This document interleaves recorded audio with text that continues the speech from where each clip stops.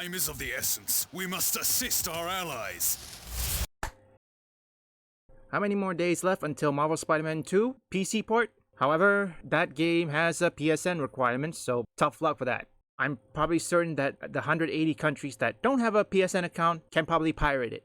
Before we get our comparison, I want to check on Marvel Spider-Man 3 news. Before we get into our comparison between the Killing Antidote, or Jodi from the Killing Antidote, and Mary Jane from Marvel Spider-Man 2. Not 1, okay? Marvel Spider-Man 2. Now, it's probably been more than a week since this article was taken or posted. It says here Marvel Spider-Man 3 could be in early production. I'd like to see how that works. There's a new job listing at Insomniac suggests that Marvel Spider-Man 3 is already in the early production stages. Every previous Insomniac games have been commercially successful. 2023 Spider-Man 2 left plenty of loose plots, threads for a new sequel to pick up. Sure enough, Insomniac has confirmed that Marvel Spider-Man 3 is in development, but not much has been revealed since.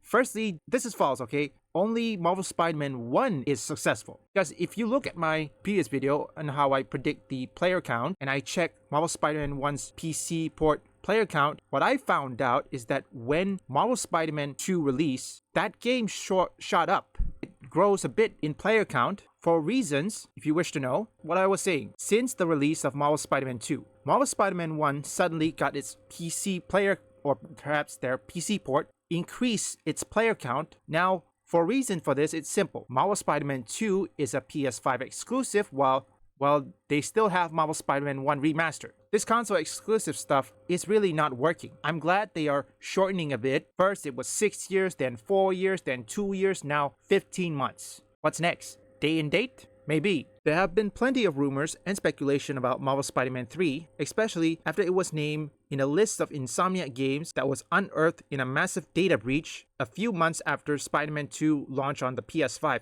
Other leaks hint at a certain character making their Insomniac universe debuts in Marvel Spider-Man 3, but it is worth pointing out that the game is likely years from release at this point.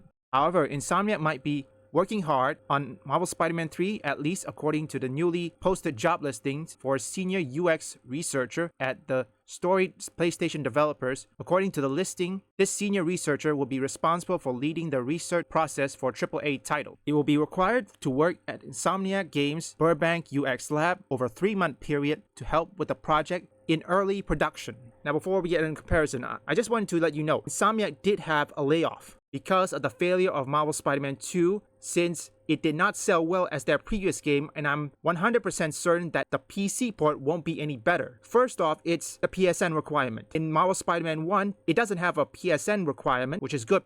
I think people will still play that game. But for Marvel Spider-Man 2, there is a PSN requirement, unless of course if Sony changes things, but I don't expect Sony to do it. I mean, after Helldivers, yeah, they won't do it. So what choice do they have? Because many gamers, they have to face two different things that are preventing them from playing any games, that is de novo and PSN requirement. When you say you want to stop piracy, but why you implement things that at least encourage piracy? That's the real question. Okay, I know it's irrelevant, but I just want to put it in because this is something that many developers, well, Sony at least, they refuse to see their debacle or their mistakes.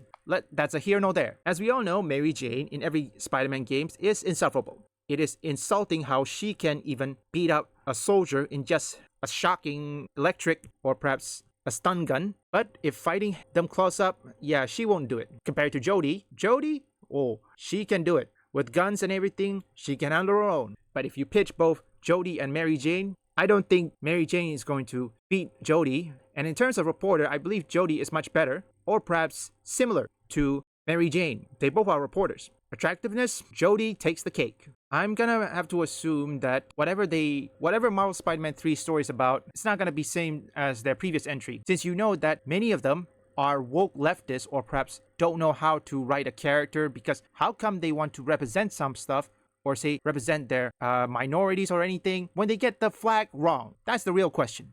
And also, why is Mary Jane's jawline is so huge? Why is that? Unlike in Jodi, that is a real woman. Whoever modeled Jodi from the Killing Antidote, she is probably a real model and a real woman. I don't know how this is gonna work, but we'll just have to wait and see. So the enemy has proposed that you defect. In that case, Perhaps we should use their desire to recruit you against them by planting you within their army. Gain their trust, and before long, we will give the signal for you to destroy their ranks and resolve from within. Leave a like and subscribe if you want woke or anti-woke detected, or you just want to see me play games. Visit my second and third channel up here or link in the description.